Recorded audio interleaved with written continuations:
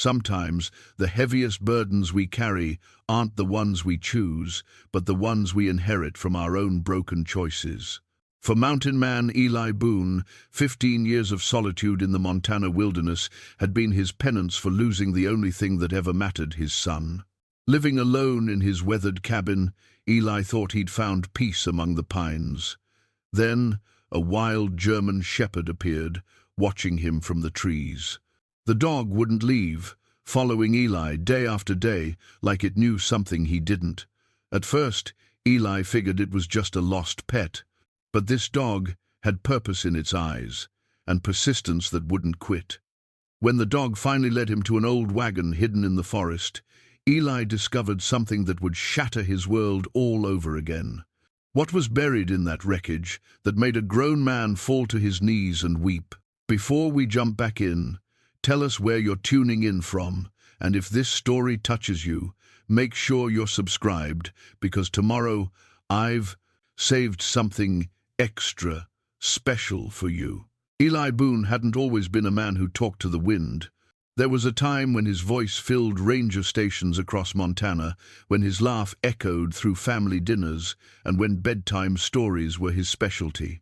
That man seemed like a stranger now, someone he'd known in another life before the world taught him that love and loss were two sides of the same cruel coin. The weathered photograph in his jacket pocket told the story of who he used to be. In it, a younger Eli stood beside a grinning 12-year-old boy with gap teeth and untamed hair, Jacob. Even now, 15 years later, Eli's fingers would find that photo during his loneliest moments, tracing the edges worn soft from handling. The boy in the picture wore a red flannel shirt and held a fishing pole like it was a treasure. The man beside him wore a Forest Service uniform and an expression of pure contentment. Both versions of themselves were gone now, lost somewhere in the Pine Ridge Mountains, on an October morning that changed everything. Eli had been a Forest Service ranger for 18 years before it all fell apart. He knew these mountains like a man knows his own heartbeat, every trail, every seasonal stream, every place where the morning mist gathered in the valleys. He'd guided countless search and rescue operations, brought lost hikers home to their families, and prided himself on never losing anyone under his watch. The irony wasn't lost on him that the one person he couldn't save was his own son. The small cabin where Eli now lived sat in a clearing 12 miles from the nearest road, accessible only by an overgrown trail that he'd deliberately let nature reclaim. He'd built it himself during those first raw months after Jacob's death, when the sound of other people's voices felt like sandpaper on an open wound. The structure was simple, but solid logs he'd cut and fitted himself, a stone chimney that drew clean, and windows that faced east.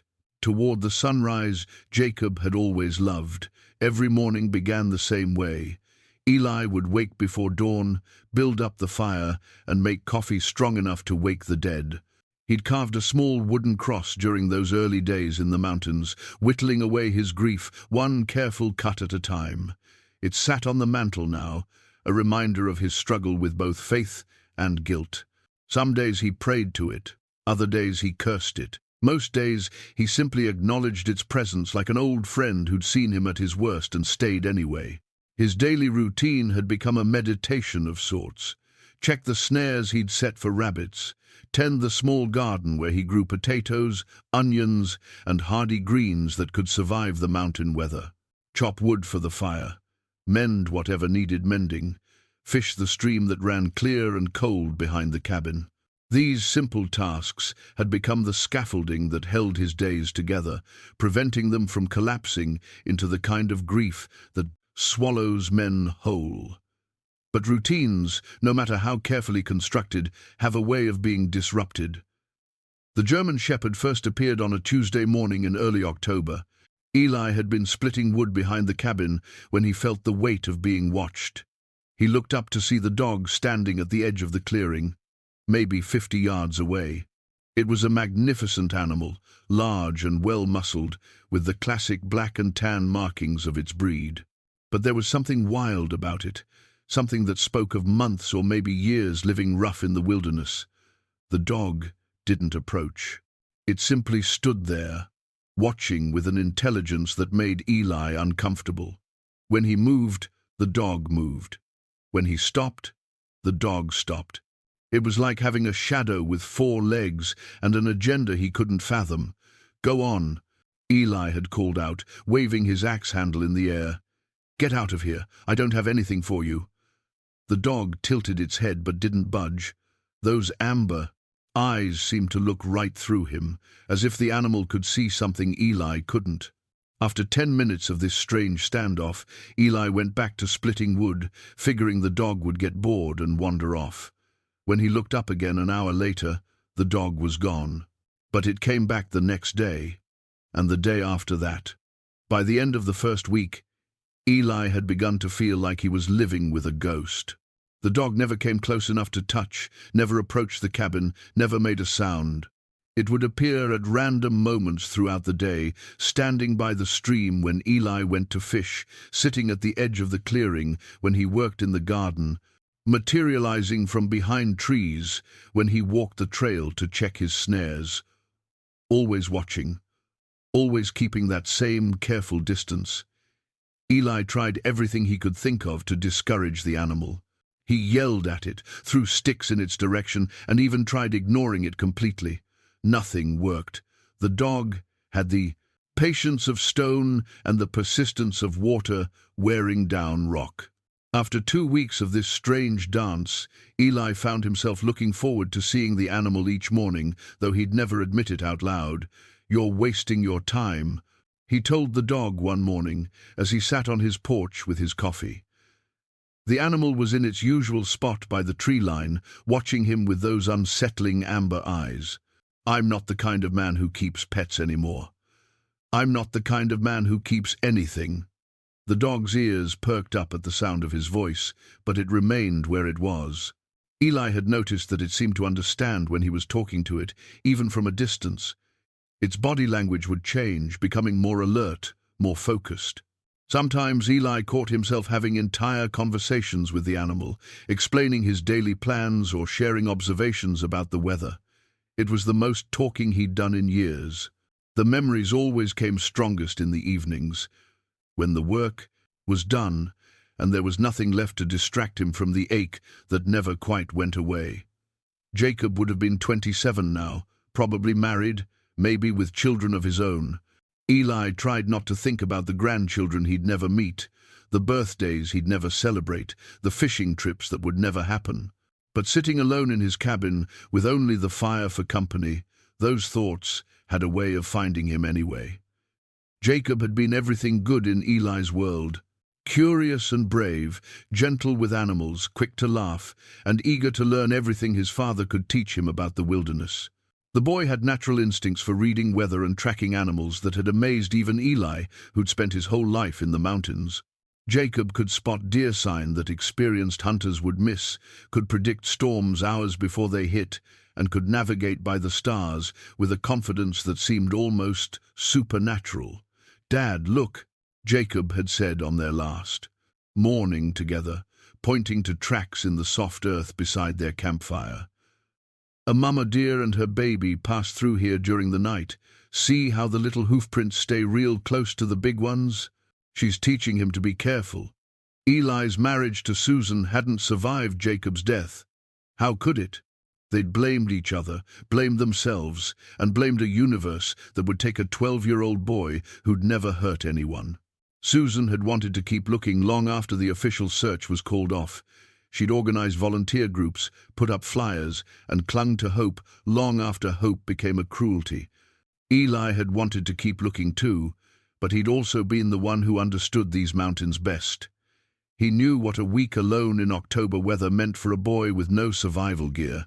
He knew, even if he couldn't bring himself to say it out loud.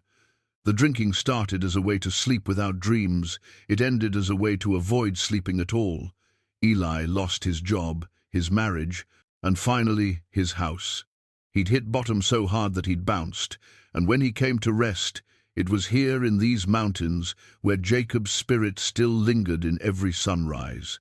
Now, Watching the German shepherd maintain its patient vigil at the edge of his world, Eli felt something stirring that he'd thought was long dead. Curiosity. The dog's behavior was unlike anything he'd encountered in his years as a ranger. Wild animals were predictable. They either approached humans looking for food, or they avoided humans entirely. This dog was doing neither.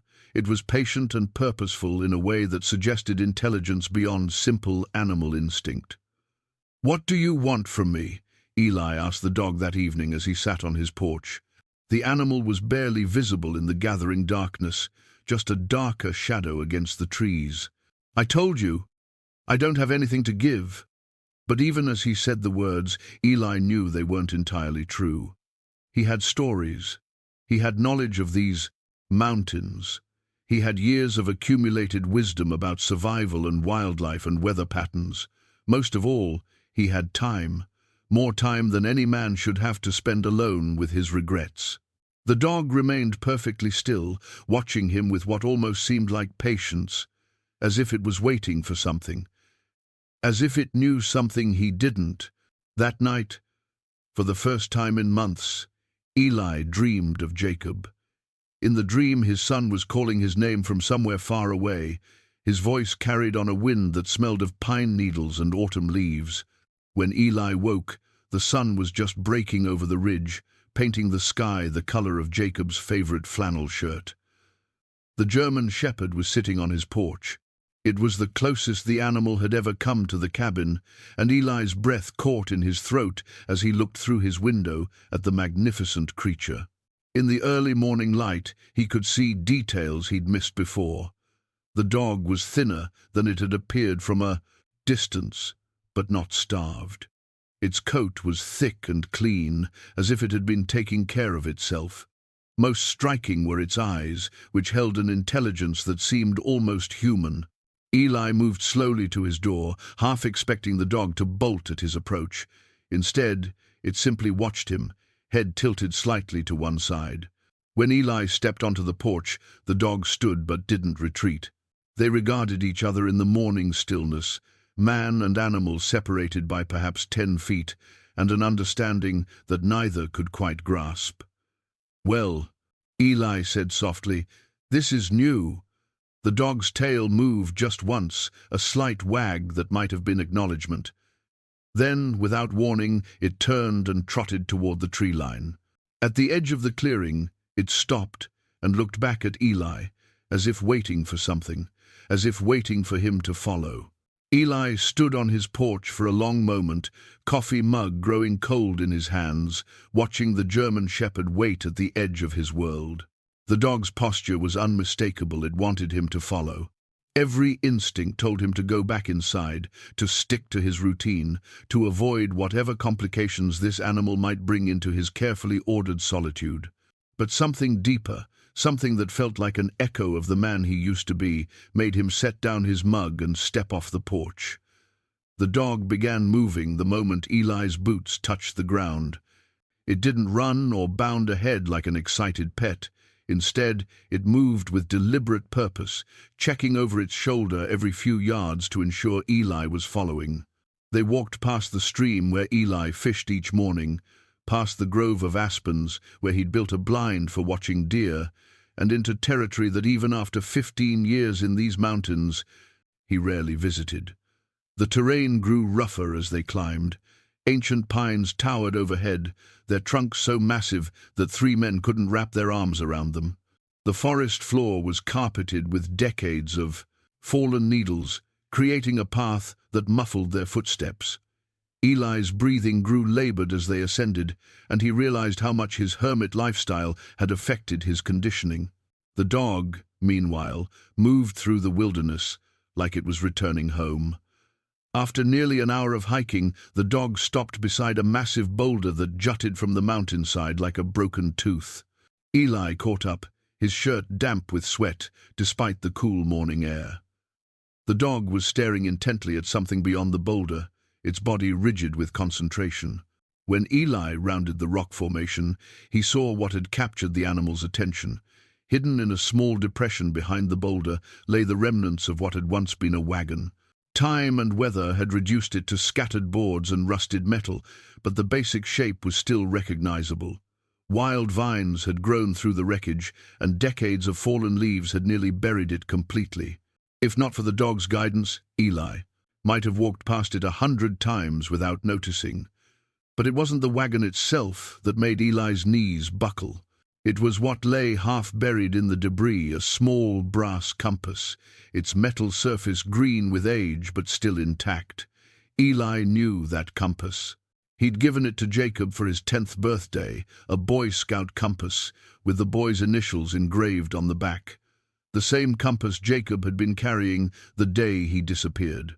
Eli's hands shook as he picked up the instrument, brushing away 15 years of dirt and leaves. Despite its age and exposure, the needle still moved, still pointed steadily north.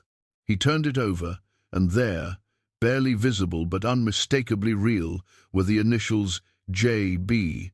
that he'd had engraved at the hardware store in town. "How is this here?" Eli whispered, his voice barely audible over the wind in the pines.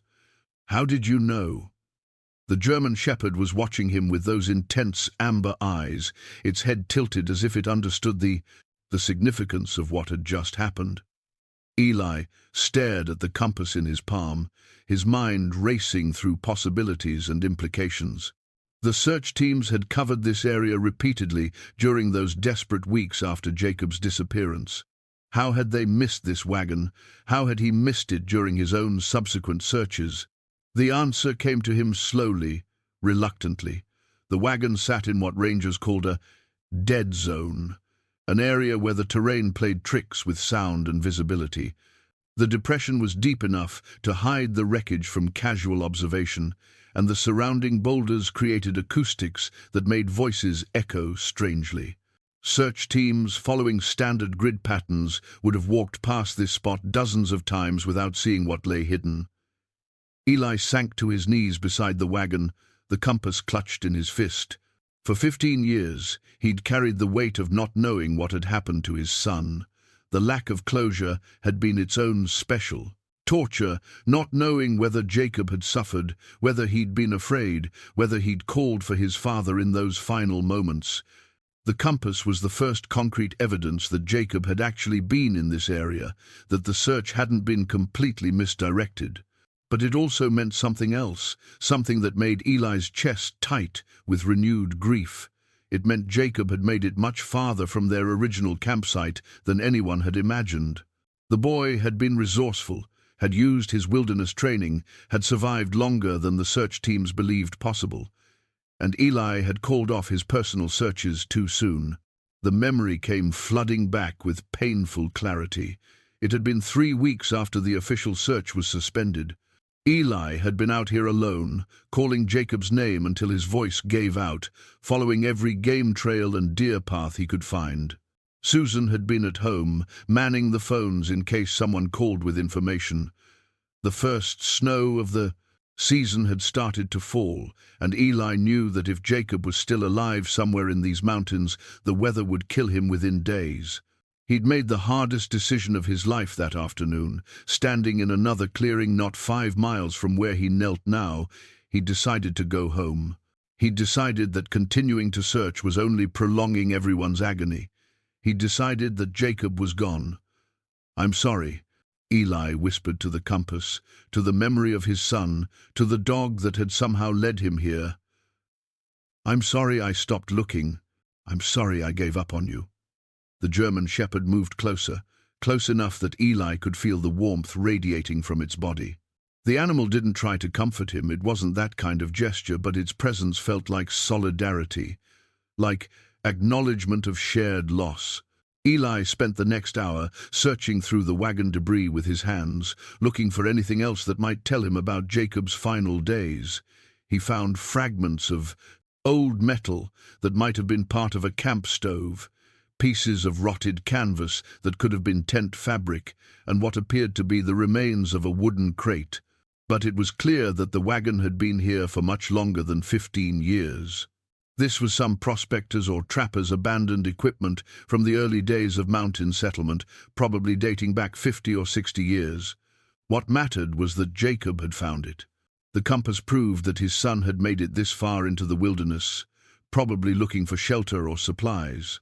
Eli tried to imagine Jacob as he must have been cold, scared, but still thinking, still trying to survive. The boy had always been clever about such things, and finding this wagon would have seemed like a miracle to a lost child. As the sun climbed higher, Eli became aware that the German shepherd was moving again, exploring the area around the wagon with the same purposeful intensity it had shown in leading him here. The dog would sniff at a particular spot, then look back at Eli as if checking to see whether he was paying attention. When Eli approached the spots the dog was investigating, he found more evidence of human presence, a depression in the ground that might have been a fire pit, stones arranged in a pattern that suggested they'd once supported cooking equipment. Someone had definitely camped here, and recently enough that traces remained visible. Whether it was Jacob or someone else was impossible to determine. But the dog seemed convinced that these signs mattered. Each discovery the animal led him to felt deliberate, as if the dog was trying to tell him a story he was too slow to understand. By midday, exhaustion and emotional overload forced Eli to call a halt to the search. He needed time to process what he'd found, to consider what it meant. The compass alone was enough to rewrite everything he thought he knew about Jacob's disappearance. If his son had made it this far, what else might be possible? What other assumptions about that terrible week needed to be reconsidered? The hike back to the cabin felt like a journey through a different landscape than the one he'd traveled that morning. Every tree, every rock formation, every bend in the trail held new possibilities. Somewhere in these mountains were more answers, more pieces of the puzzle that Jacob's life had become. The German shepherd had shown him that much. As they reached the clearing where his cabin sat, Eli turned to look at the dog that had changed everything. The animal was watching him with what might have been satisfaction, as if the morning's work was just the beginning of something larger. "Who are you?" Eli asked. "And how did you know where to find that compass?" The dog tilted its head, amber eyes reflecting the afternoon sun. Then it walked to the exact spot where it had maintained its vigil for the past 3 weeks, the edge of the clearing by the tree line. But now, instead of watching Eli, from a distance it lay down and settled in like it was planning to stay. For the first time in 15 years, Eli Boone wasn't going to spend the night alone. Eli barely slept that night. Every time he closed his eyes, he saw Jacob's compass pointing steadily north, its brass surface catching the morning light like a beacon from the past. The discovery had shattered the careful walls he'd built around his grief, and now 15 years of suppressed hope came flooding back with an intensity that left him breathless. He rose before dawn, driven by a restlessness he hadn't felt since those first desperate weeks after Jacob's disappearance. The German shepherd was still there at the edge of the clearing, lying in the same spot where it had settled the evening before. When Eli stepped onto his porch, the dog's ears perked up, and it rose to its feet with an alertness that suggested it had been waiting for this moment. "All right," Eli said, his voice rough from a sleepless night. "Show to me what else you know." The dog's response was immediate. It turned and headed back toward the trail they'd taken the previous day, moving with the same deliberate purpose but taking a slightly different route. This time, instead of leading Eli directly to the wagon site, the dog veered west through a stand of lodgepole pines that created natural corridors through the forest. As they walked, Eli found himself studying the animal more carefully than he had before. The dog moved through the wilderness with an economy of motion that spoke of long experience. It avoided loose rocks that might slide underfoot, chose the most efficient paths through dense undergrowth, and seemed to know instinctively where the ground would be most stable. These weren't the movements of a recently lost pet. This was an animal that had been living wild for a substantial amount of time. After an hour of hiking, the dog stopped beside a massive fallen pine that had created a natural bridge across a seasonal creek bed.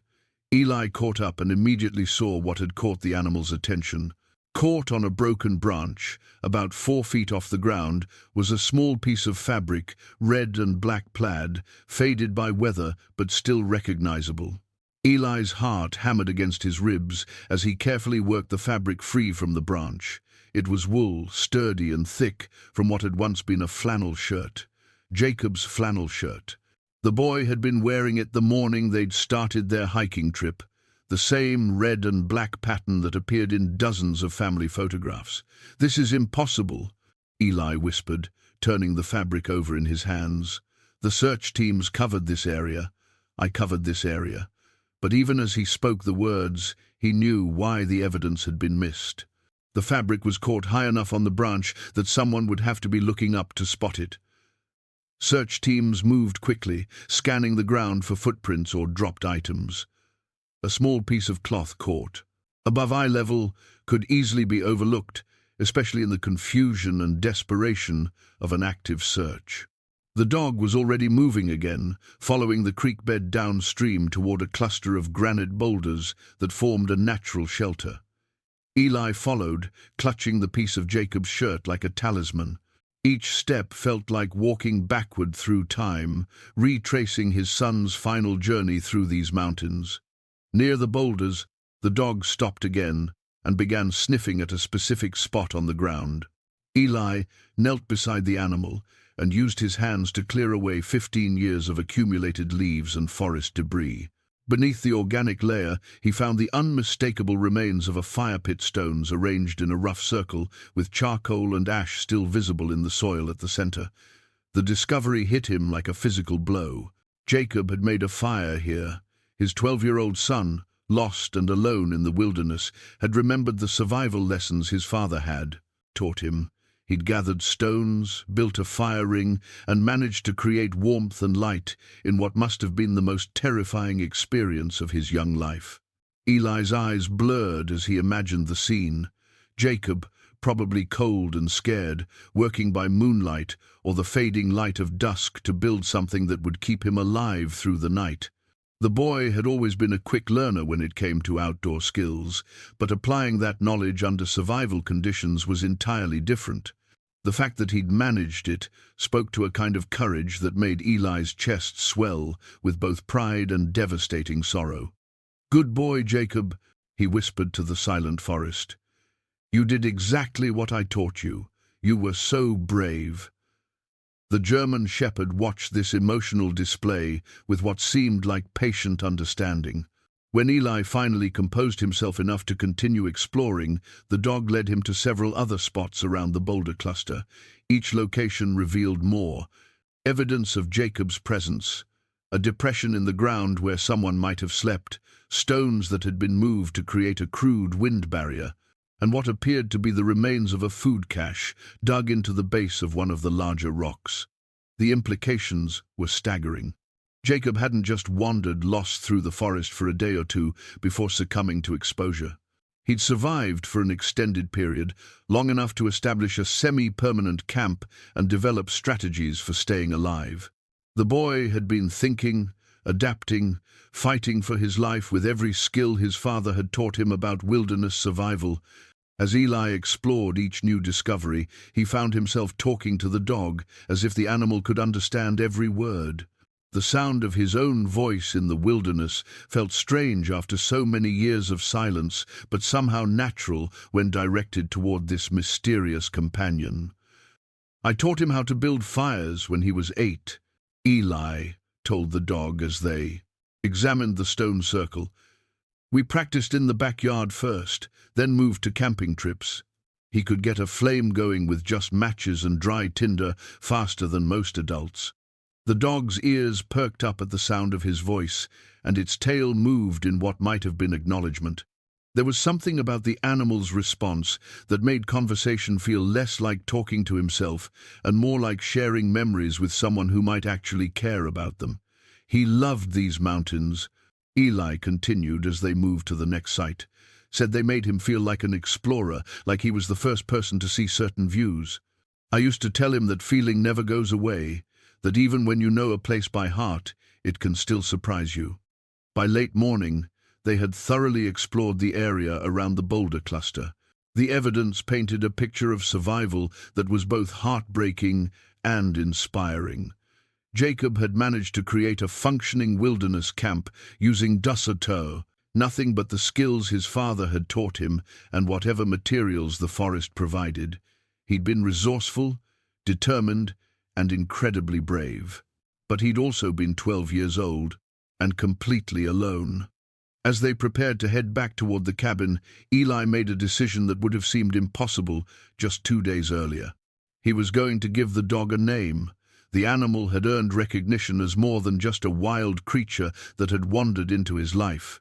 It deserved acknowledgement as the guide that was helping him piece together the final chapter of his son's story. "Scout," Eli said, trying the name out loud. "That's what I'm going to call you." Jacob always wanted a dog named Scout. The newly christened Scout tilted his head at the sound of his name, and his tail wagged once in what Eli chose to interpret as approval. For the first time since the dog had appeared in his life, the animal approached close enough that Eli could have reached out and touched him. The gesture lasted only a moment before Scout moved back to his usual careful distance, but it felt like progress. The walk back to the cabin was different from their previous hikes. Now that Scout had a name, now that Eli was talking to him, the relationship between man and dog had shifted into something that felt almost like partnership. They were no longer strangers sharing a trail. They were two beings working together toward a common purpose that was still revealing itself with each new discovery. The next 3 days fell into a pattern that felt both strange and familiar. Each morning, Eli and Scout would set out to explore a different section of the wilderness surrounding the wagon site. Each evening, they would return to the cabin with new pieces of Jacob's story, a discovery that transformed Eli's understanding of his son's final days, while deepening the mystery of how Scout seemed to know exactly where to look. On the 4th day, Scout led him deeper into the forest than they had ventured before, following a game trail that wound between towering Douglas firs toward a ridge Eli had never fully explored.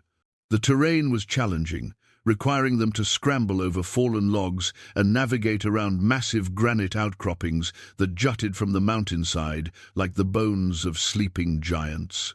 As they climbed, Eli found himself breathing hard, but feeling more alive than he had in years. The constant physical activity was awakening muscles and reflexes that had grown dormant during his hermit years.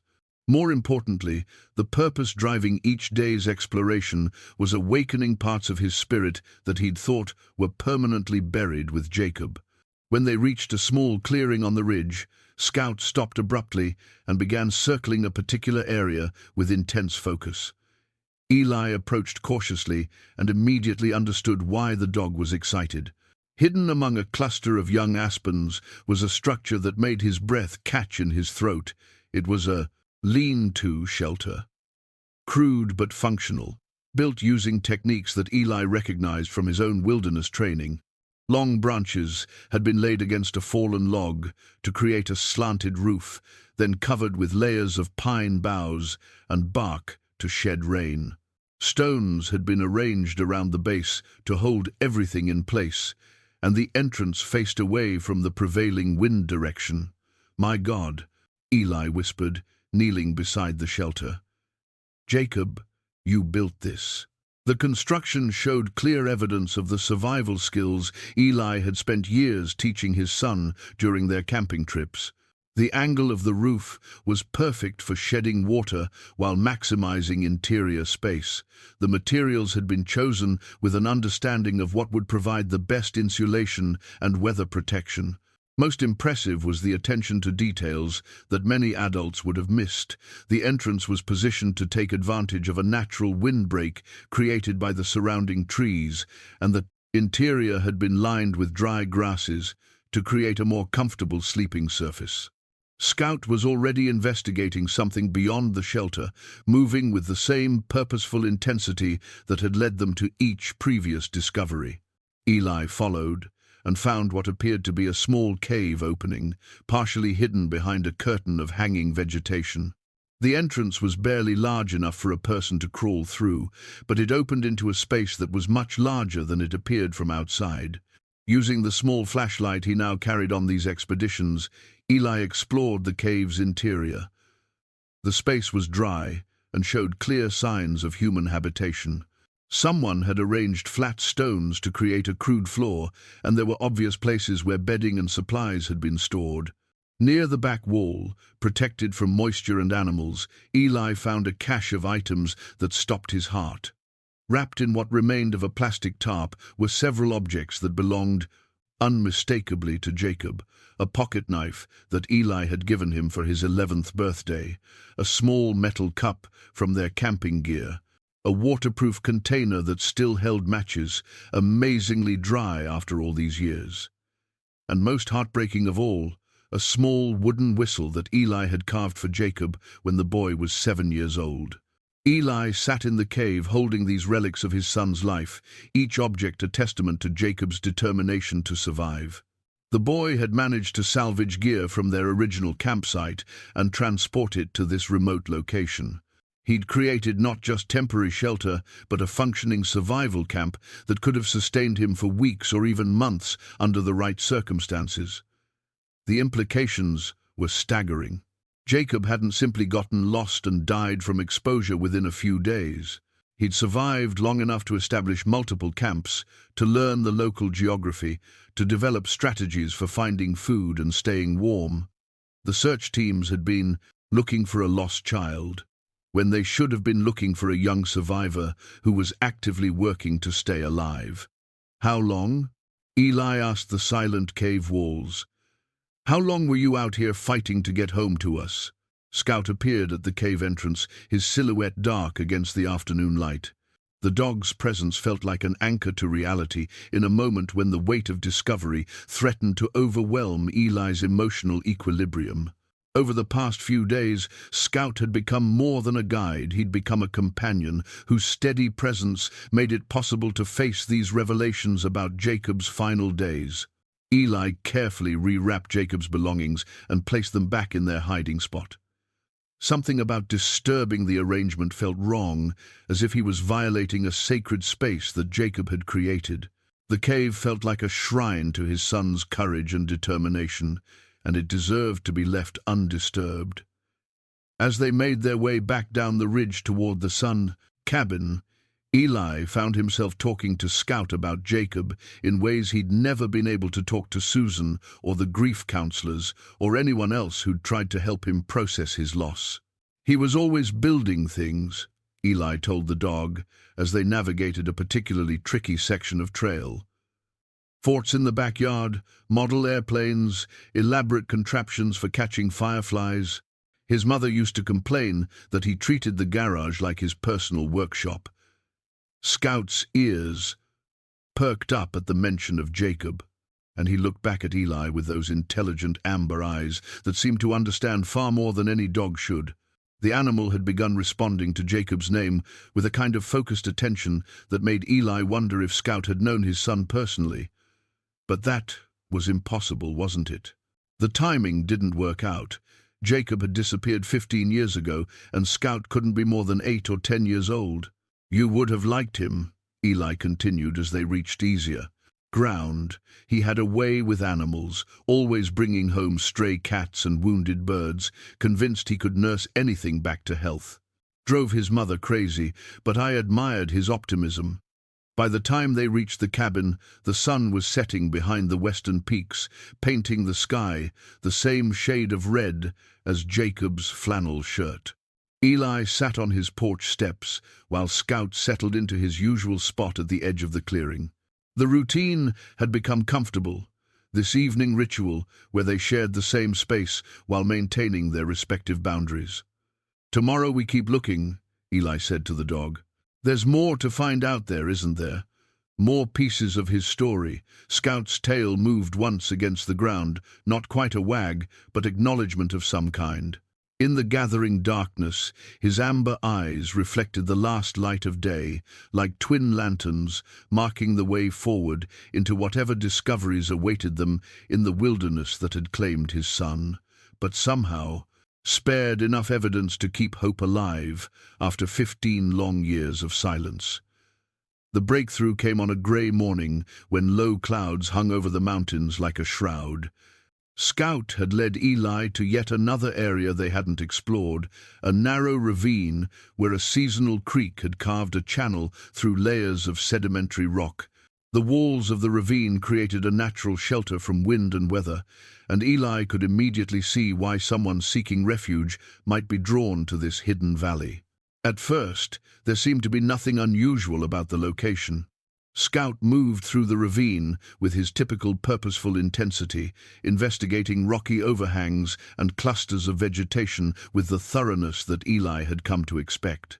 But when the dog stopped beside a particular boulder and began pawing at something wedged beneath it, Eli's pulse quickened with anticipation. What Scout had found was a cache unlike anything they'd discovered before. Carefully protected beneath the boulder was a collection of thin pieces of birch bark, layered and wrapped to keep them dry. When Eli gently separated the layers, he found that someone had used a sharp instrument to scratch words into the bark's surface, crude lettering that told a story more powerful than any book he'd ever read. It was Jacob's journal. The first entry was dated October 15th, 2 days after Jacob had disappeared from their campsite. Eli's hands trembled as he read his son's careful script, formed with the precision of a boy who'd been taught that neat handwriting was important. "Dad will find me soon. I know these mountains pretty good. And I found the old wagon like we saw on that map last summer. There's stuff here I can use. I built a fire and I'm warm enough. The compass still works and points north toward home. I'm not scared because Dad taught me what to do." Tears blurred Eli's vision as he read those words. Jacob had been alone and lost, but he'd held on to faith that his father would find him. The boy had remembered lessons from previous camping trips, had recalled conversations about old mining and logging operations in these mountains. He'd been thinking clearly, applying his knowledge, and maintaining hope even in circumstances that would have broken most adults. The second entry was dated 3 days later. Still no sign of Dad or the rangers. "I can hear helicopters sometimes, but they're always too far away. Found a better place to sleep in a cave. There's a dog that comes around sometimes. He's wild but not mean. I shared some jerky with him and now he follows me. I named him Scout, like the dog I always wanted." Eli's breath caught in his throat. Scout. Jacob had named a wild dog Scout. The same name Eli had chosen for the German shepherd that was now sitting beside him, watching with those knowing amber eyes. The coincidence was too perfect to be random, but the implications were impossible to process rationally. He looked at Scout with new understanding. The dog was watching him with an expression that seemed almost expectant, as if waiting for Eli to make connections that had been obvious to the animal all along. But how could this be the same dog? 15 years was longer than most dogs lived, and Scout showed no signs of advanced age. The journal entries continued, documenting Jacob's increasingly sophisticated survival efforts. He'd learned to predict weather patterns by observing cloud formations and wind direction. He'd figured out which plants were safe to eat and where to find clean water. Most remarkably, he'd begun training the wild dog to help him hunt small game and watch for danger. "Scout is really smart," Jacob had written, "smarter than any dog I ever met. Sometimes I think he understands when I talk to him. He showed me where there's rabbits and where the water doesn't freeze even when it's cold. I think he likes having someone to take care of. Maybe he was lonely too." As Eli read deeper into the journal, the BIM entries revealed a relationship between boy and dog that had sustained Jacob through weeks of isolation. Scout had become not just a companion but a partner in survival, helping Jacob navigate the wilderness with an intelligence that seemed almost supernatural. "Dad always said that dogs choose their people, not the other way around," Jacob had written in an entry dated nearly a month after his disappearance. "I think Scout chose me because he knew I needed help. But sometimes I think maybe I chose him too. Maybe we both needed someone to not be alone with." The journal revealed details about Jacob's survival that amazed Eli with their sophistication. The boy had created multiple camps in different locations, moving between them based on weather and available resources. He'd learned to smoke meat to preserve it, to predict storms days in advance, and to navigate by stars when clouds obscured familiar landmarks. Most importantly, he'd never stopped believing that someone would eventually find him. But as Eli read the later entries, a different tone began to emerge. Jacob's handwriting remained neat, but the content revealed a boy who was beginning to understand that rescue might not come as quickly as he'd hoped. The entries became more philosophical, filled with observations about the mountains and reflections on lessons his father had taught him. "I understand now why Dad loves it up here," Jacob had written. "Everything is honest in the mountains. The weather doesn't lie about what it's going to do if you know how to read the signs. Animals don't pretend to be something they're not. Even when things are scary, they're real scary, not fake scary like in movies." Near the end of the journal, Jacob's entries focused increasingly on Scout and their partnership. The boy had clearly formed a deep bond with the animal, describing their daily routines and the way Scout seemed to anticipate his needs. In one particularly moving passage, Jacob had written about teaching Scout simple commands and being amazed at how quickly the dog learned. "Scout is the best friend I ever had, better than any of the kids at school. He never gets tired of my stories, and he never makes fun of me when I get scared at night. Sometimes I think he's not really just a regular dog. Sometimes I think maybe he's some kind of guardian angel, except with fur and 4 legs." The final entry was dated November 20th, more than a month after Jacob's disappearance. By then, the first heavy snows would have been falling in the high country, making survival exponentially more difficult. Jacob's last words were both heartbreaking and inspiring.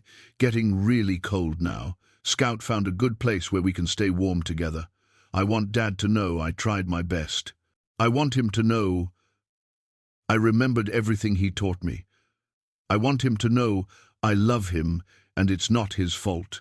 If something happens to me, I hope Scout finds his way to people who will take care of him. He deserves a good life. He saved mine for as long as he could." Eli sat in the ravine, holding his son's final thoughts, tears falling onto the birch bark pages that Jacob had so carefully preserved. The journal painted a picture of survival and courage that filled him with both overwhelming pride and devastating sorrow. Jacob had died not as a lost child, but as a young man who'd fought bravely against impossible odds. And somehow, impossibly, Scout had been there with him through it all. For 3 days after discovering Jacob's journal, Eli couldn't bring himself to venture back into the wilderness. He sat on his porch reading and rereading his son's words, each entry revealing new layers of courage and wisdom that seemed impossible for a 12-year-old boy to possess. The journal had answered some questions while raising others that were even more troubling. Scout maintained his vigil at the edge of the clearing, but his behavior had changed subtly since Eli had read the journal entries that mentioned him by name. The dog seemed more alert, more focused on Eli's emotional state. Several times, Eli caught Scout watching him with an intensity that felt almost protective, as if the animal understood that the discoveries were taking an emotional toll. On the 4th morning, Scout approached the cabin closer than he'd ever come before. He stopped just at the bottom of the porch steps and sat down, looking directly at Eli with those amber eyes that seemed to hold depths of knowledge beyond any normal animal. "You were really there with him, weren't you?" Eli asked softly. "You're the same Scout he wrote about." The dog's ears perked up at Jacob's name, and his tail moved once against the ground. It wasn't quite acknowledgement, but it wasn't denial either. For a long moment, man and dog regarded each other in silence, sharing a connection that transcended the usual boundaries between species. Finally, Scout stood and moved toward the tree line, looking back at Eli with the same expectant expression that had started their first expedition together. The message was clear: there was more to discover, more pieces of Jacob's story that needed to be found. This time, Scout led Eli in a completely different direction, away from the areas they'd previously explored, and toward a high ridge that offered panoramic views of the surrounding wilderness. The climb was steep and challenging, requiring them to use hands and feet to scramble over rock faces and navigate around cliff edges that dropped away into misty valleys below. As they climbed, Eli found himself thinking about the transformation that had occurred in his life over the past 2 weeks. He'd gone from a hermit who barely spoke to anyone to a man who spent his days hiking through wilderness areas he hadn't visited in years, talking to a dog as if the animal were his closest friend, and feeling more alive than he had since Jacob's disappearance. The ridge Scout led him to was unlike anything Eli had seen in all his years in these mountains. It was a natural promontory that jutted out from the main ridgeline like the prow of a ship, offering 360-degree views of peaks and valleys that stretched to the horizon.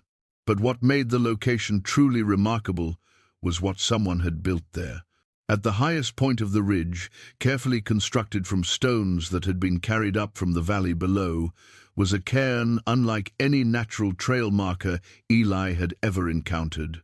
The stones were stacked with precision and artistry, creating a tower nearly 4 feet tall that could be seen from miles away. But it wasn't just the construction that took Eli's breath away, it was what had been carved into the topmost stone.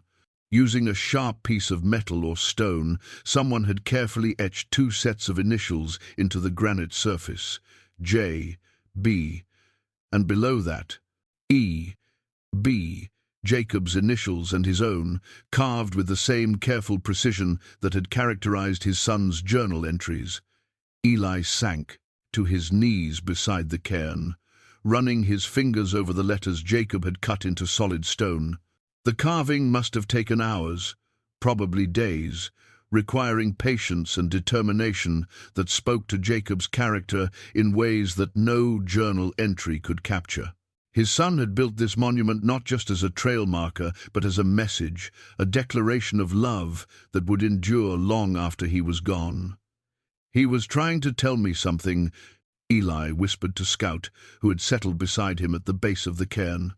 "This whole ridge, you can see everything from here, every valley where the search teams were looking. He could have seen the helicopters, could have seen the people searching for him." The implications were staggering. Jacob had made it to this ridge, had built this cairn, had been able to observe the search efforts from above, but somehow the searchers had never made it up here. The ridge was difficult to access and not on any established trail system. Unless someone knew exactly where to look, it would be nearly impossible to spot from below. Scout was exploring the area around the cairn with his usual methodical intensity, and soon he led Eli to another discovery that completed the picture Jacob had been trying to create. Hidden among a cluster of boulders near the edge of the ridge was a cache that represented the culmination of Jacob's wilderness survival efforts. Protected from weather and animals by carefully arranged stones was a collection of items that told the story of Jacob's final weeks. There were tools he'd crafted from salvaged materials, fish hooks bent from metal scraps, a crude but functional bow made from flexible wood, arrows tipped with sharpened stones. Most remarkably, there was evidence that Jacob had been preparing for winter, stockpiling dried meat and edible plants in quantities that suggested long-term planning. "He wasn't just surviving," Eli said aloud, his voice filled with awe. "He was thriving, he was adapting to life up here." But among all the survival gear and provisions, it was the smallest items that affected Eli most deeply.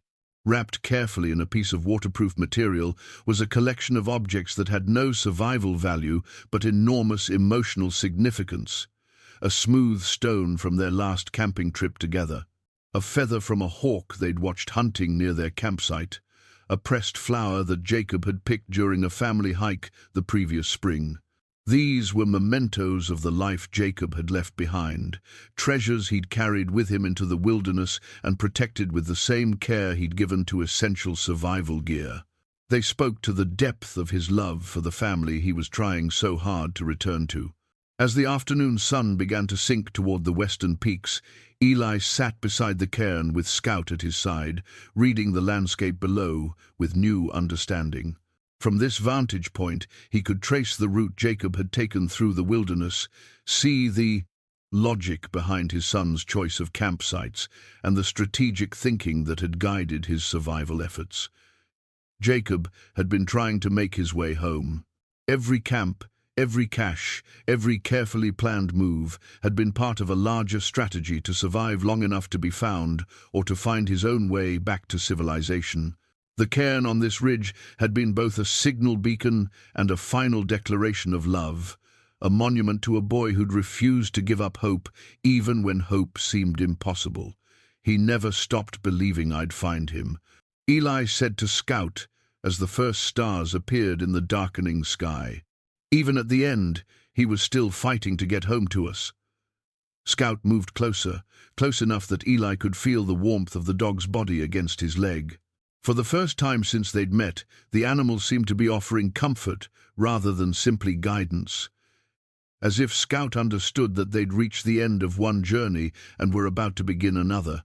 In the growing darkness, the lights of the distant valley twinkled like stars, marking the boundary between the wilderness that had claimed his son and the civilization Jacob had died trying to reach.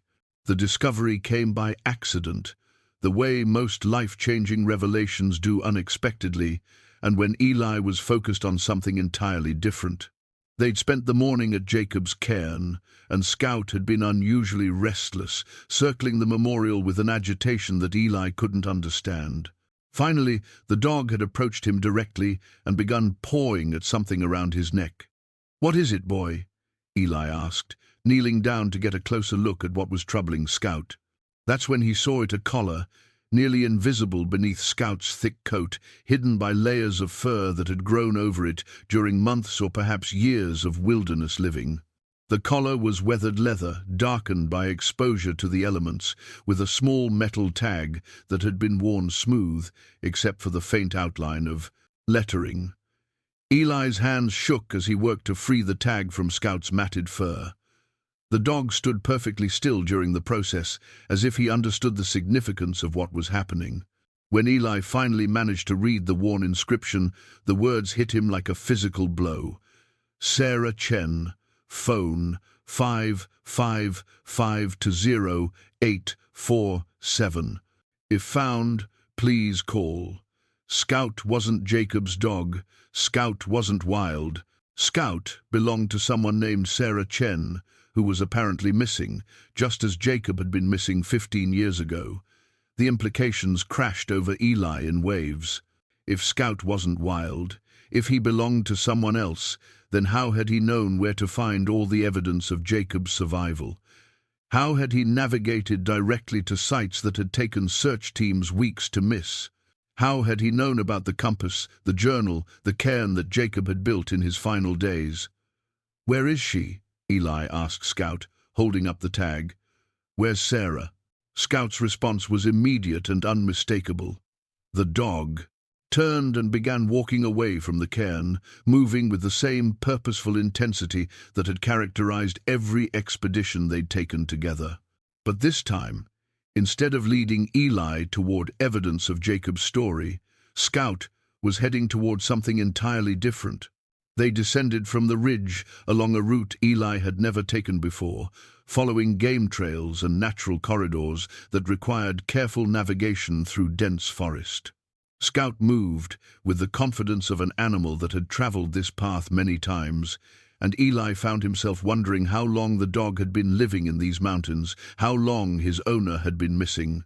After nearly 2 hours of hiking, Scout led him to a hidden valley that was invisible from any of the surrounding ridges.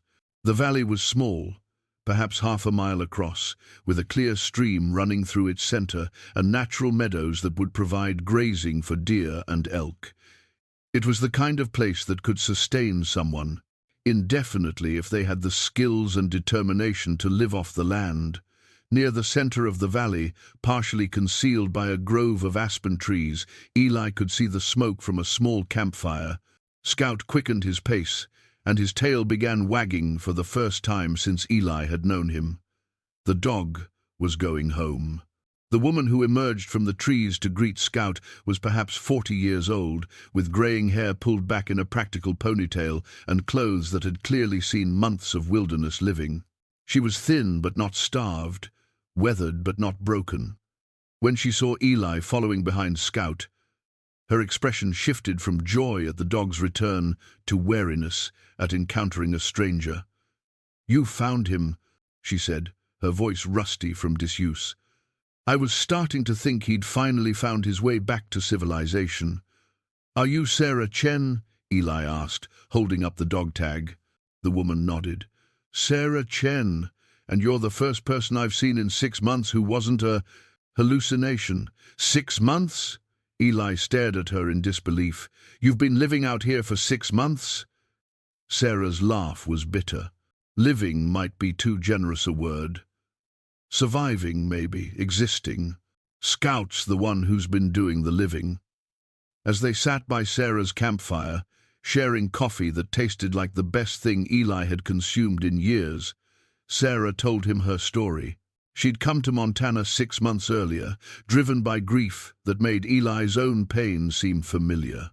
Her daughter Emma had been killed in a car accident caused by a drunk driver, and Sarah's marriage hadn't survived the aftermath.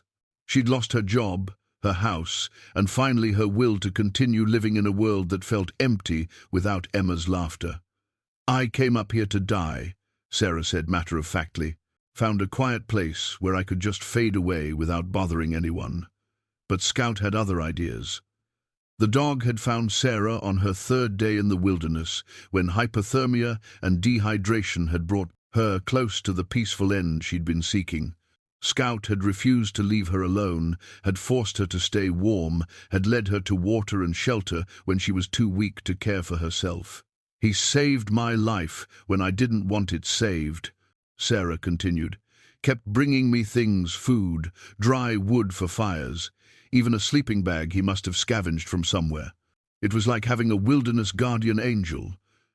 But Scout's caretaking had gone beyond simple survival assistance.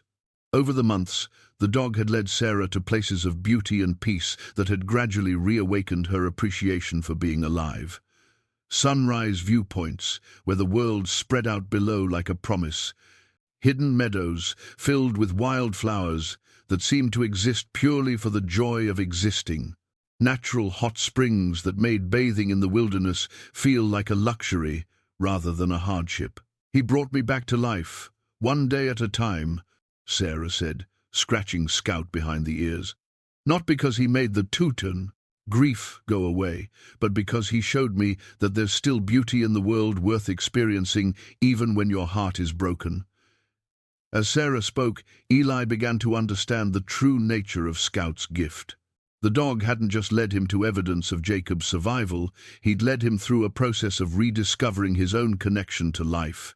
Each discovery, each revelation, had forced Eli to engage with the world in ways he'd been avoiding for 15 years. "He does this, doesn't he?" Eli asked.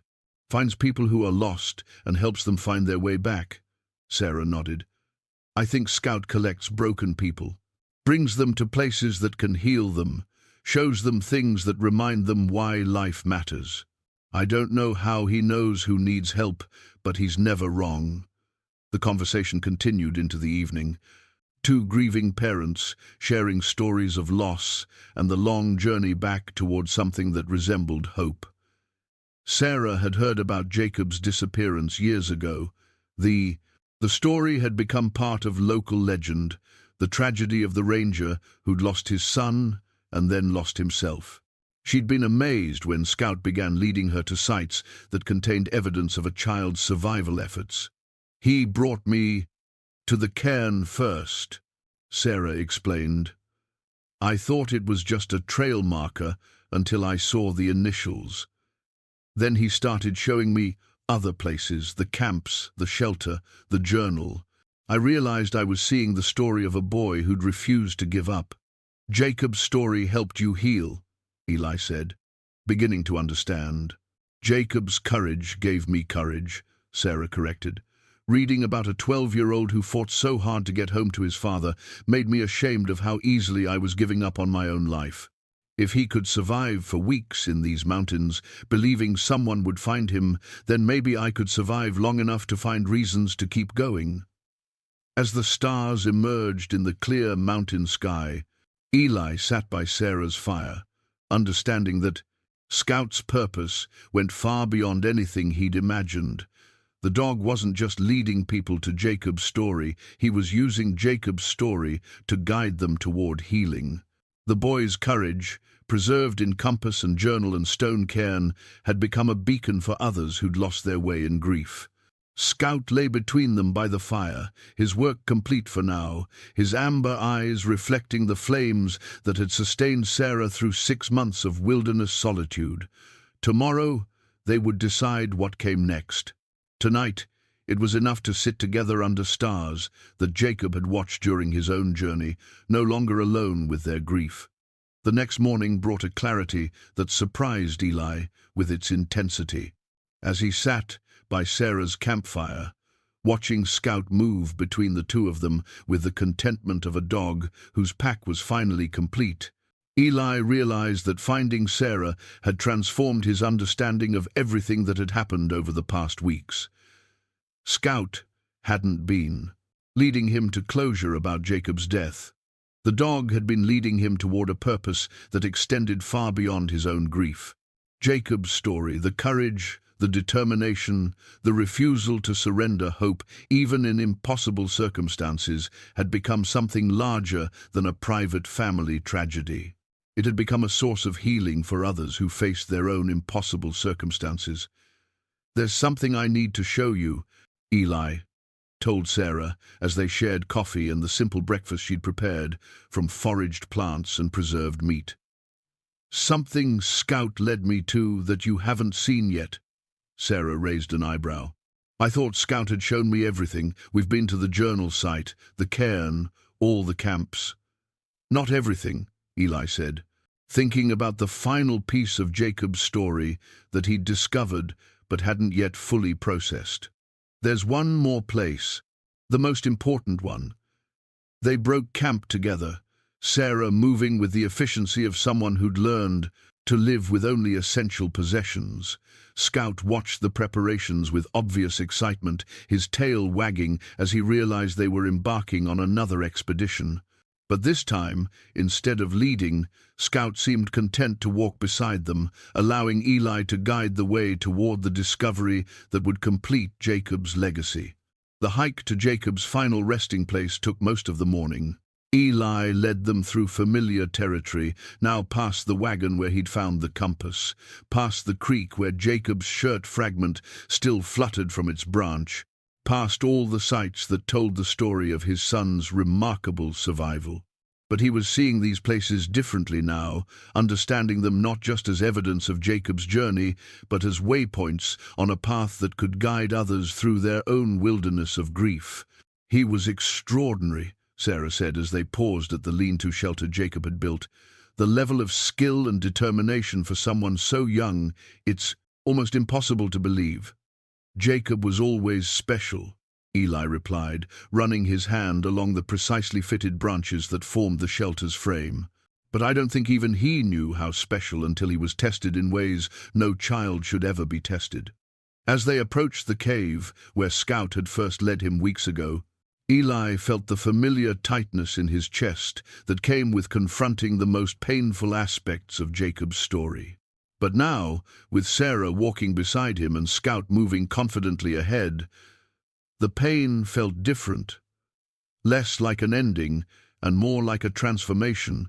Inside the cave, Sarah examined Jacob's carefully preserved belongings with the reverence they deserved. She held the wooden whistle Eli had carved for his son, turning it over in her hands like an archaeologist studying an ancient artifact. "This is where Scout brings people, isn't it?" she asked quietly. "This is where the healing happens," Eli nodded. "But there's more. One last thing that changes everything." From the deepest recess of the cave, where Scout had first guided him to look, Eli retrieved the item he'd found, but hadn't been emotionally ready to examine closely. Wrapped in oiled leather and hidden behind the cache of Jacob's possessions was a package that Scout had protected more carefully than anything else. Inside the leather wrapping was another piece of birch bark, but this one was different from the journal entries they'd found earlier. This was a single large piece, carefully prepared and inscribed with Jacob's most legible handwriting. It wasn't a journal entry, it was a letter. "Dad," the letter began, and Eli's voice caught as he read the words aloud for Sarah to hear. "If you're reading this, it means Scout found you and brought you to all the places I've been. I hope you're not mad at yourself anymore for what happened. I hope you know it wasn't your fault that I got lost." Sarah moved closer as Eli continued reading, her own eyes filling with tears at the wisdom contained in a 12-year-old's final message to his father. "I want you to know that I remembered everything you taught me. I used every survival skill, every lesson about reading weather and finding water and staying warm. I built fires the way you showed me, and I navigated by the stars like we practiced. You were a good teacher, Dad, and I was a good student. I survived because of you." The letter went on, describing Jacob's confidence that someone would eventually find his camps and understand the story they told. But the most remarkable passages dealt with Scout and the role Jacob envisioned for the dog after his own death. "Scout is special, Dad. He's not just smart, he's wise in ways that seem almost human. I think maybe he was sent here to help people who get lost, not just in the wilderness but in life. I taught him to find all my camps, all the places where I left signs of being here. Someday, when someone needs to understand that it's possible to survive impossible things, Scout will show them what I did here." Sarah wiped her eyes as Eli's voice grew stronger, infused with pride at his son's extraordinary maturity. "I want you to take care of Scout after I'm gone, but not the way you'd take care of a regular pet. Scout has work to do. There are going to be other people who need to see that someone can face terrible things and still choose hope. Promise me you'll help him do that work. Promise me you'll let Jacob's story help other people the way Scout is going to help you." The final paragraph of Jacob's letter contained instructions that took Eli's breath away with their foresight and compassion. "There's a place up on the high ridge where I built a cairn that you can see from all the valleys below. That's where I want to rest when my time comes. Not in some cemetery in town where people will feel sad when they visit. I want to be on the mountain, where people can come and feel strong instead of sad, where Scout can bring them when they need to remember that courage is always possible." As Eli finished reading, the cave fell into a silence that felt sacred. Sarah was crying openly, not from sadness, but from amazement at the depth of wisdom contained in Jacob's final gift to the world. Scout sat between them, his amber eyes reflecting an intelligence that seemed to encompass everything Jacob had hoped he would become. "He planned it all," Sarah whispered. Even at 12 years old, facing death alone in the wilderness, he was thinking about how his story could help others. Eli folded the letter carefully, understanding for the first time the true scope of the responsibility Jacob had left him. His son hadn't just survived an extraordinary ordeal, he'd created a legacy that was meant to continue long after his death. Scout wasn't just a dog who'd happened to wander into Eli's life. He was Jacob's chosen messenger, carefully trained to guide others through the same journey of discovery that had just transformed Eli's understanding of grief and hope. "We need to honor what he asked for," Eli said, his voice firm with newfound purpose. "The cairn, the memorial, the work Scout is meant to do. All of it." Sarah nodded. "But not just for Jacob. For Emma too. For everyone who needs to know that it's possible to face impossible things and still choose to keep fighting." As they prepared to leave the cave, Scout moved to a position near the entrance, looking out toward the high ridge where Jacob's cairn waited. The dog's posture conveyed both completion and anticipation, the satisfaction of a mission accomplished and the eagerness to begin the next phase of work that Jacob had envisioned. "Tomorrow we go to the ridge, Eli said, feeling more certain about his path forward than he had in 15 years. Tomorrow we create the memorial Jacob wanted and begin the work he meant for us to do. Outside the cave, the afternoon sun painted the mountainside in shades of gold that reminded Eli of Jacob's hair when he was young. Scout led them toward the trail that would take them back to Sarah's camp, but his movement was different now. No longer the urgent pace of a guide leading people toward discovery, but the steady gait of a guardian accompanying his pack home. That night, as they sat around Sarah's campfire, planning the memorial ceremony that would honor both Jacob's courage and Emma's memory, Eli felt something he hadn't experienced in 15 years. He felt useful. He felt connected to a purpose larger than his own survival. Most importantly, he felt ready to step out of the wilderness of grief and back into a world where Jacob's legacy could continue to provide hope for others who found themselves lost in the darkness. Dawn broke clear and cold on the morning that would transform Jacob's lonely cairn into something far greater than a monument to one boy's courage. Eli woke before sunrise, his heart beating with a mixture of anticipation and nervous energy that reminded him of Jacob's excitement on Christmas mornings. Today wasn't about ending a journey, it was about beginning one that would honor his son's vision for how survival and hope could be shared with others who needed them most. Sarah was already awake, tending a small fire and preparing coffee with the methodical efficiency she'd developed during her months in the wilderness. Scout sat beside her, alert and focused in a way that suggested he understood the significance of what they were about to accomplish. The dog's amber eyes held an intensity that Eli had come to recognize as anticipation of meaningful work. "Are you ready for this?" Sarah asked, as Eli joined them by the fire. She'd been carrying the weight of Jacob's letter since he'd read it to her the day before, and her voice carried the reverence of someone who'd been entrusted with a sacred responsibility. "I've been ready for 15 years, Eli replied, surprised by the truth of his own words. "I just didn't know what I was getting ready for." They packed carefully for the expedition to the high ridge, carrying not just survival gear, but the symbolic items that would transform Jacob's cairn into a proper memorial.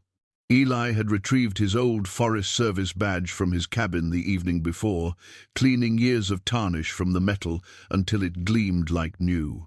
The badge represented his return to service, his willingness to guide others through wilderness, both literal and metaphorical.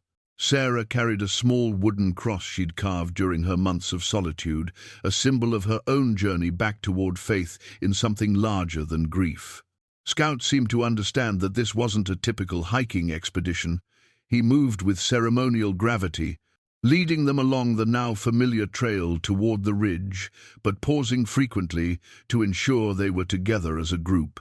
The climb to the ridge took longer than usual, not because of physical difficulty, but because each landmark they passed held new significance. The wagon, where Eli had found Jacob's compass, was no longer just evidence of his son's journey. It was the beginning of a path that had led multiple lost souls toward healing. The creek where Jacob's shirt fragment still fluttered in the breeze had become a way station, where grief could be acknowledged without becoming overwhelming. When they reached the ridge where Jacob's cairn stood silhouetted against the morning sky, Eli felt a presence that went beyond memory or imagination. His son's spirit seemed to inhabit this place, not as a ghost haunting the scene of tragedy, but as a living force that transformed stone and sky into something capable of healing broken hearts. "Look at this view," Sarah said softly, turning to take in the panoramic vista that stretched in every direction. "No wonder Jacob chose this spot. You can see everything from here, every valley where people might get lost, every trail where someone might need guidance." Eli approached the cairn with the reverence due to holy ground.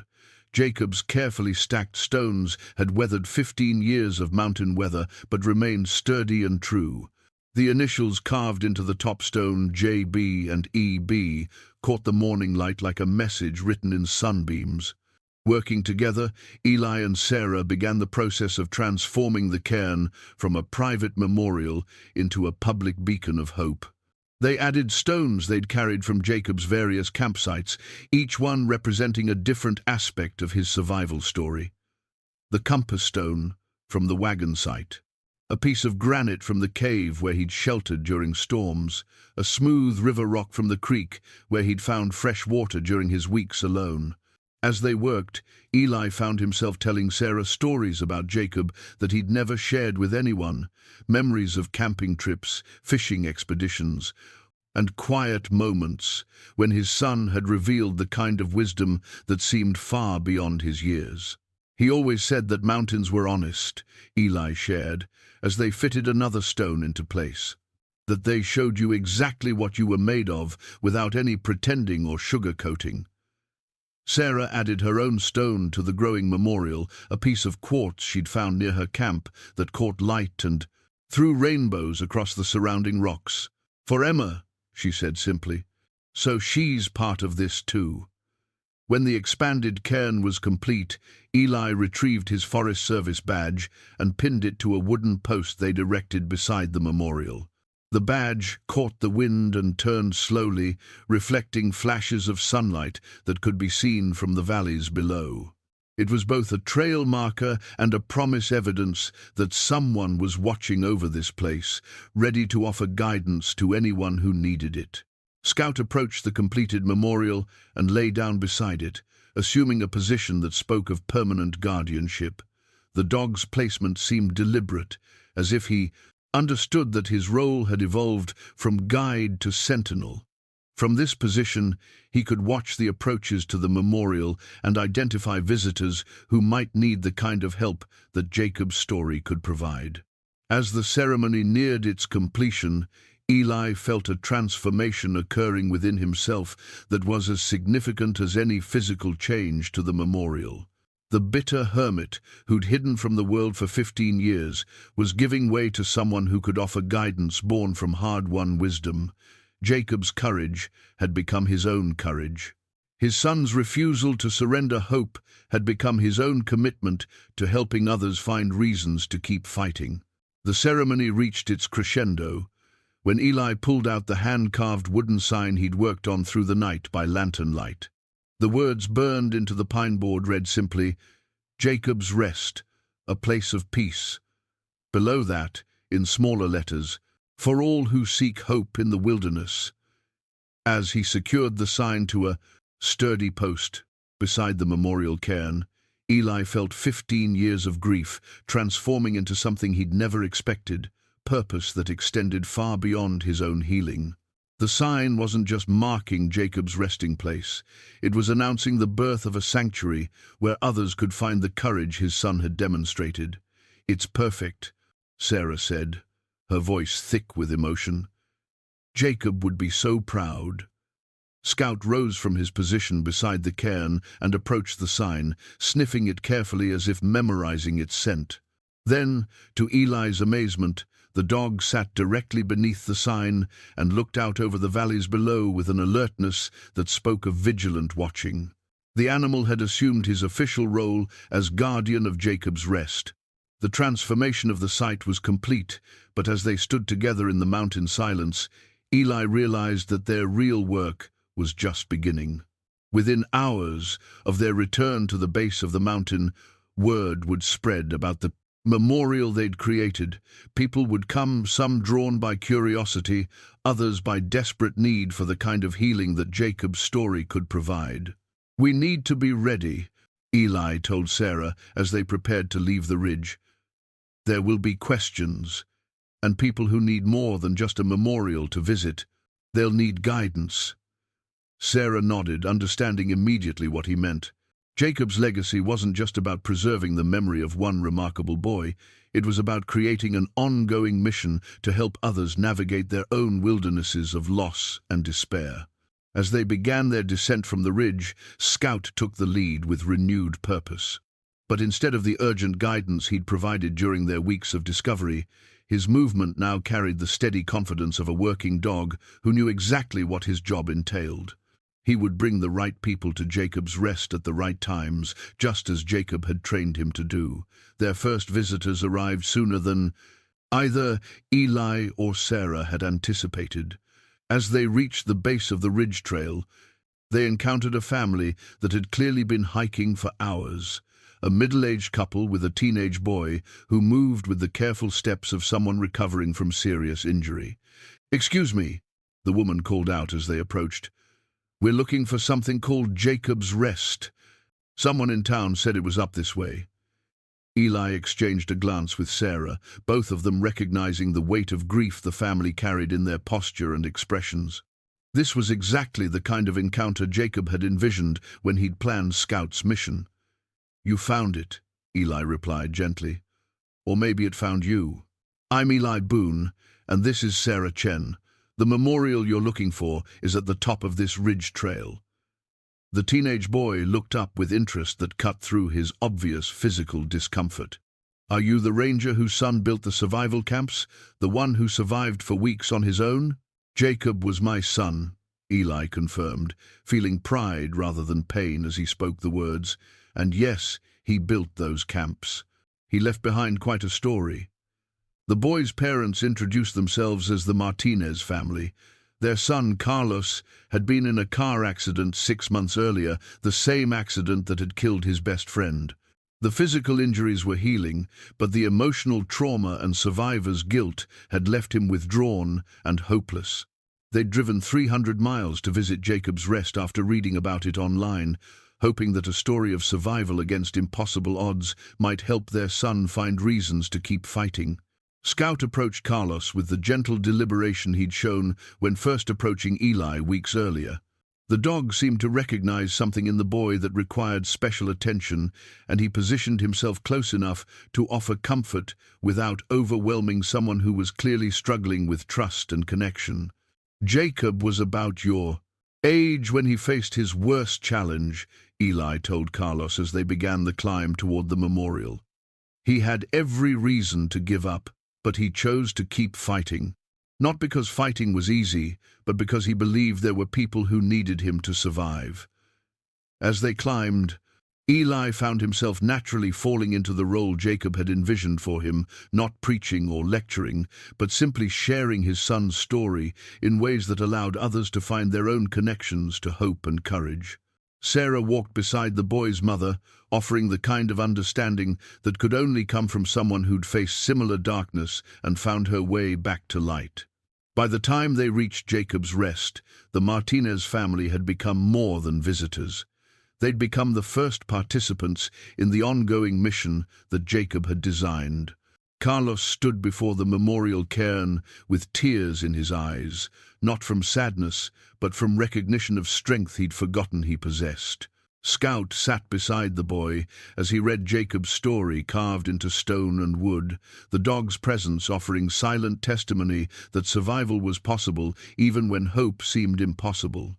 The afternoon sun painted everything in golden light that made the entire ridge feel like sacred ground where healing could occur naturally, organically, one broken heart at a time.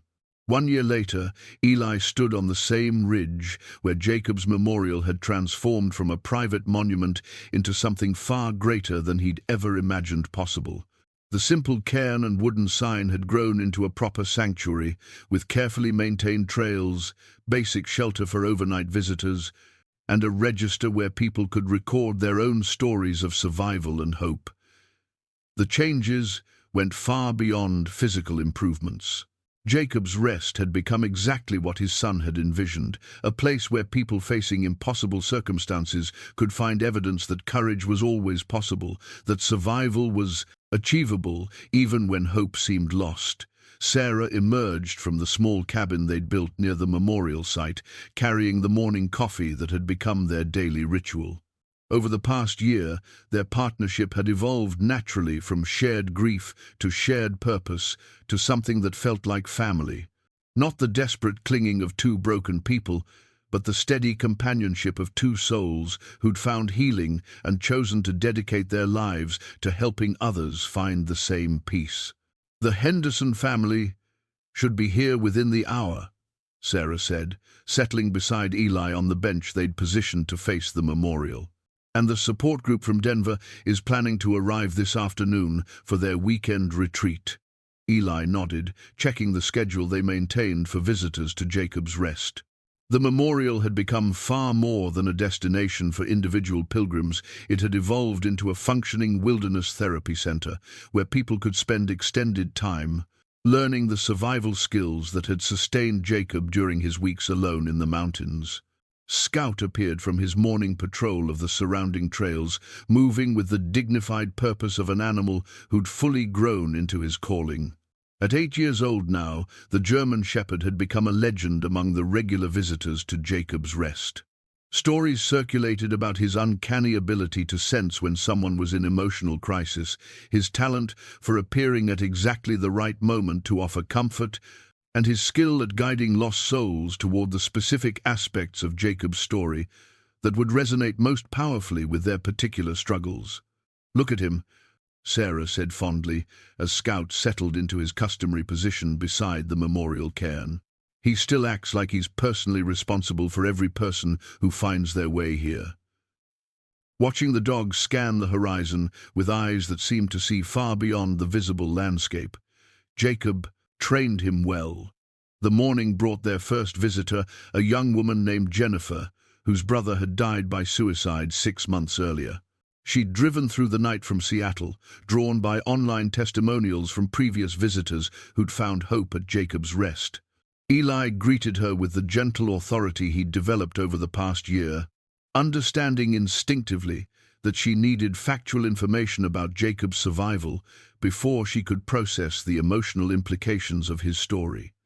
As Eli guided Jennifer through the memorial site, explaining the significance of each artifact and survival technique Jacob had employed, Scout moved to walk beside the young woman with his characteristic intuition for matching his presence to someone's emotional needs.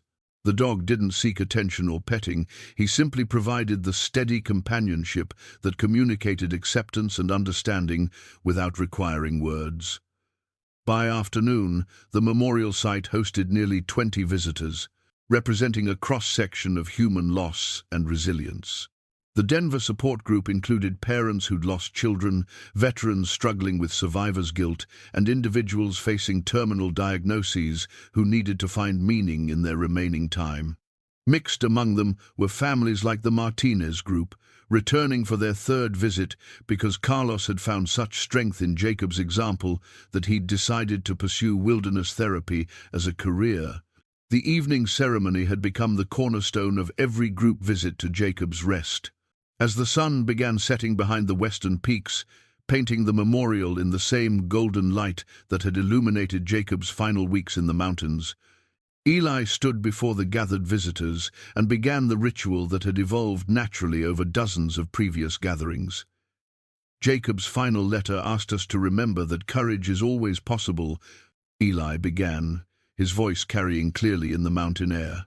He wanted his story to remind others that survival isn't about avoiding difficult circumstances, it's about finding ways to keep moving forward, even when the path seems impossible to navigate. One by one, visitors shared their own stories of loss and the specific aspects of Jacob's journey that had provided them with renewed determination. Jennifer spoke about her brother's creativity and how learning about Jacob's ingenious survival techniques had reminded her to honor her brother's innovative spirit rather than focusing solely on his final despair.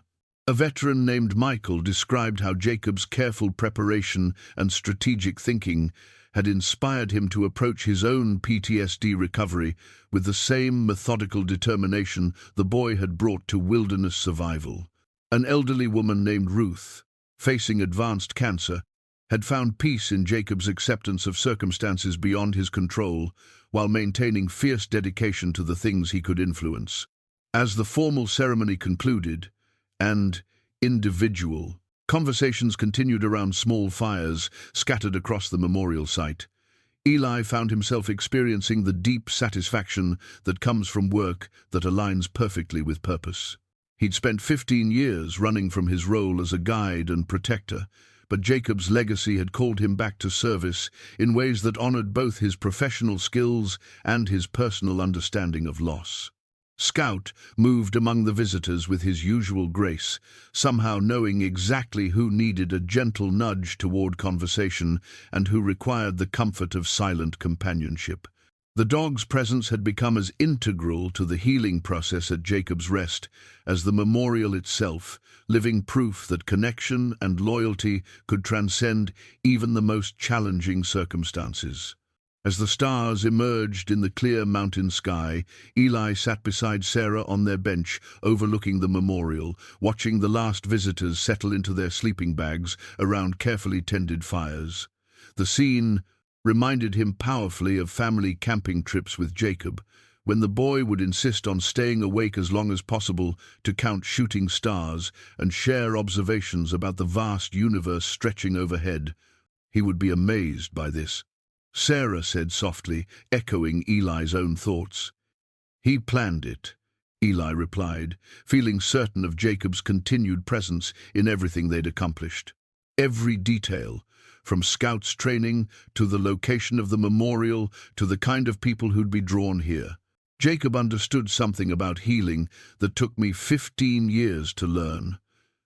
Scout raised his head at the mention of Jacob's name, amber eyes reflecting starlight, as he looked toward the memorial cairn, where his young trainer's legacy continued to provide hope for broken souls, finding their way back to wholeness.